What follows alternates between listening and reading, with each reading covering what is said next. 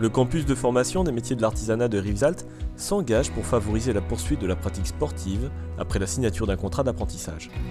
Stéphane Bouils, directeur du CFMA, propose depuis 3 ans un dispositif innovant en partenariat avec l'Agence nationale pour le développement du sport dans l'apprentissage, ou ANSA, pour accompagner les apprentis en lien avec les clubs et les entreprises. Laurent Fabre, délégué régional ANSA et conseiller principal d'éducation du CFMA, explique l'origine de Sport et Métiers. Je suis Laurent Fabre, conseiller principal d'éducation du CFA de la Chambre des métiers des Pyrénées-Orientales. Mon rôle est un encadrement global de la vie au sein du CFA de nos apprenants et surtout de nos apprentis. Oui, donc je suis depuis déjà quelques années délégué régional au sein de l'ANSA. L'ANSA qui est l'Association nationale du développement du sport dans l'apprentissage.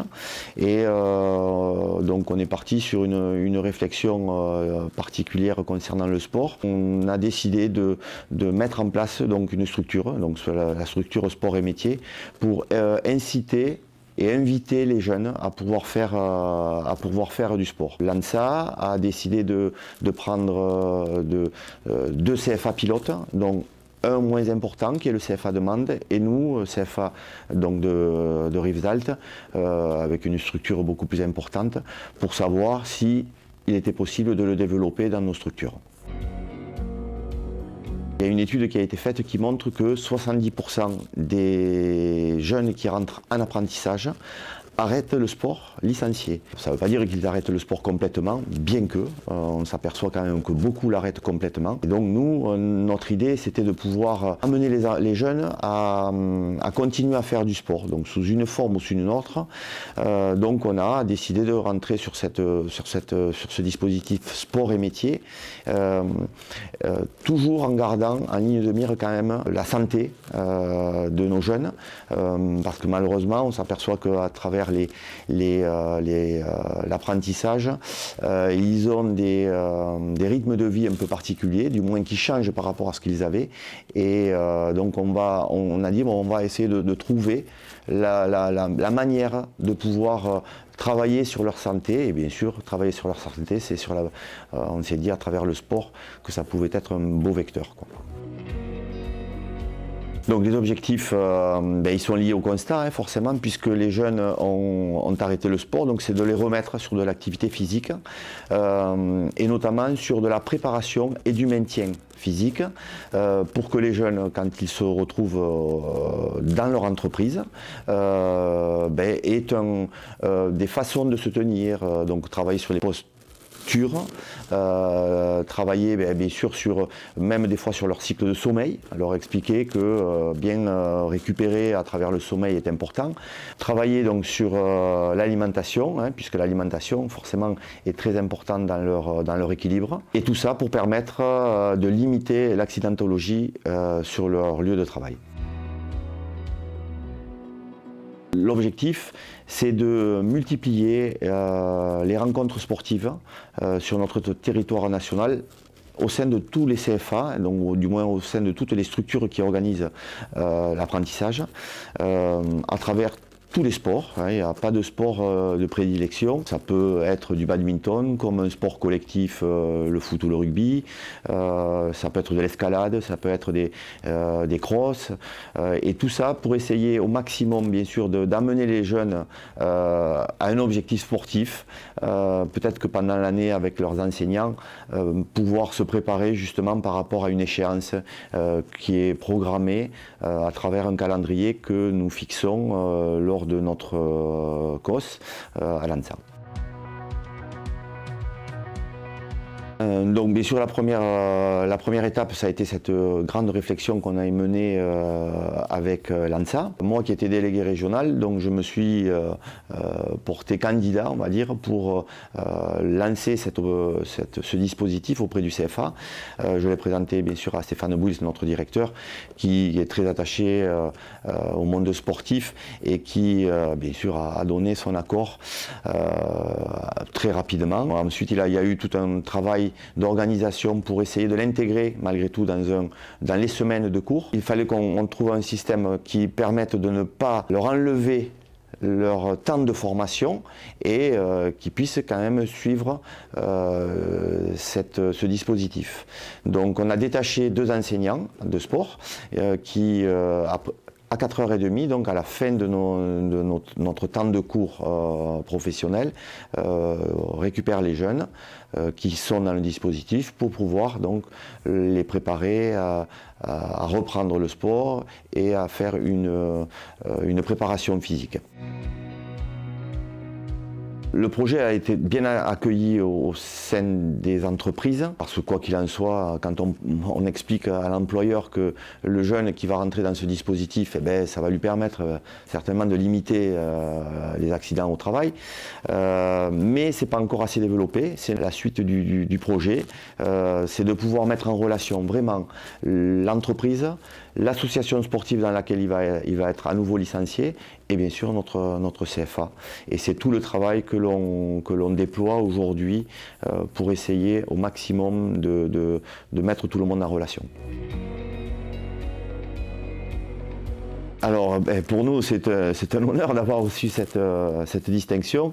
Elle est remise par le CDOS, donc qui est le comité départemental olympique et sportif, qui est quand même une entité qui porte le sport presque dans le monde, en gros. Donc, pour nous, à travers l'apprentissage, avoir une reconnaissance sportive, voilà, c'est encore une fois un grand honneur et une joie de l'avoir reçu.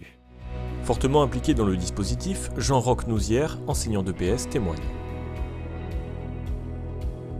Au niveau des sports pratiqués par les apprentis, on s'est rendu compte qu'ils se rendaient souvent en salle de musculation ou qu'ils faisaient plutôt des activités de pleine nature, style course à pied, vélo, randonnée, mais que malheureusement leur emploi du temps et professionnel et scolaire rendait ces activités quasi inexistantes du fait d'un emploi du temps hyper chargé.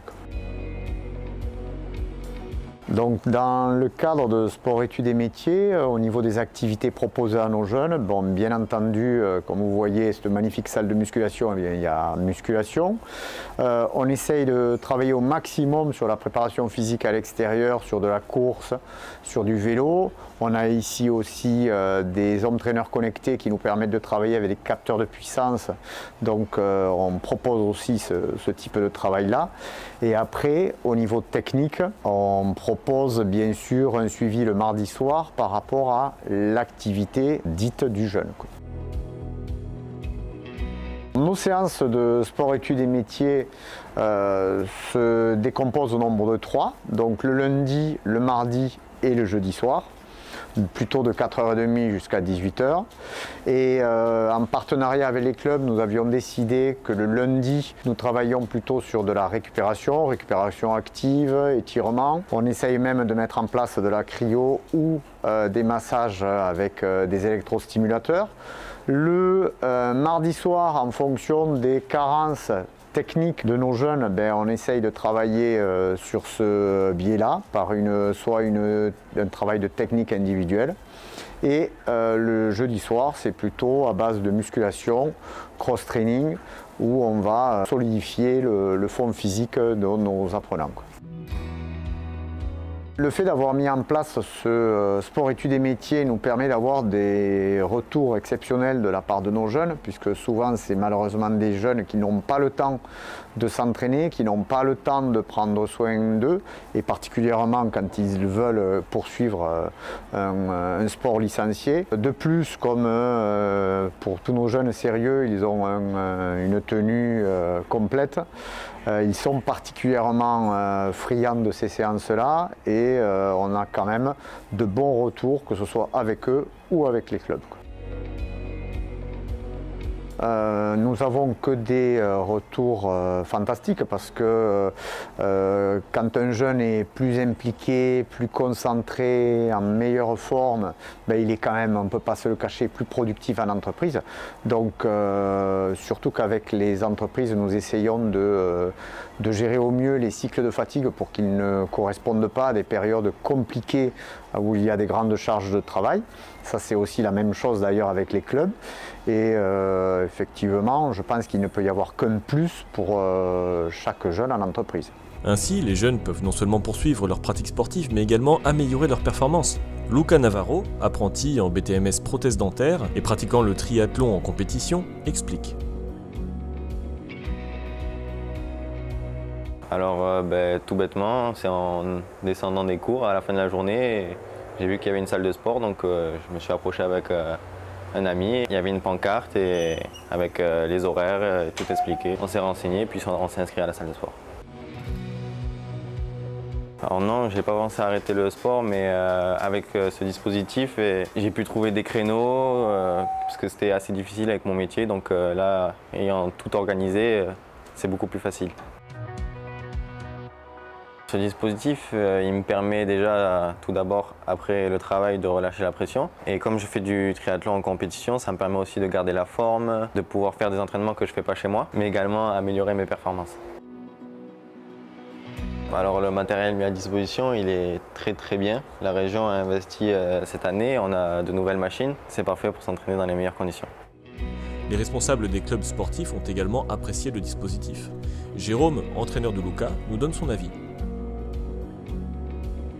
Donc comme je disais à Luca la semaine dernière quand je l'ai eu au téléphone, je trouve qu'il a énormément de chance d'avoir des gens, et notamment la Chambre des métiers, qui mettent en place des personnes, une salle de muscu, etc., pour qu'ils puissent s'entraîner correctement en même temps que ses études.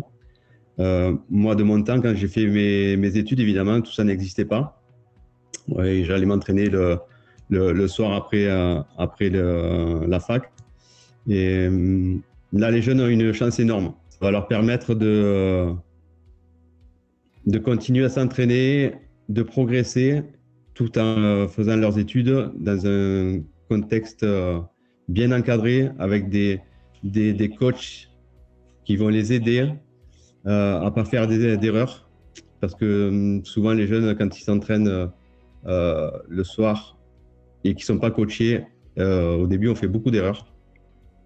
Et là, d'avoir quelqu'un qui les encadre, c'est juste très bien, quoi. Évidemment que c'est complémentaire. Quand on fait des études, on a besoin d'avoir, enfin, je parle pour mon expérience, un exutoire. Moi, ça a été le sport. Il y en a chez qui ça va être la musique, le théâtre, etc. Et ouais, c'est complémentaire.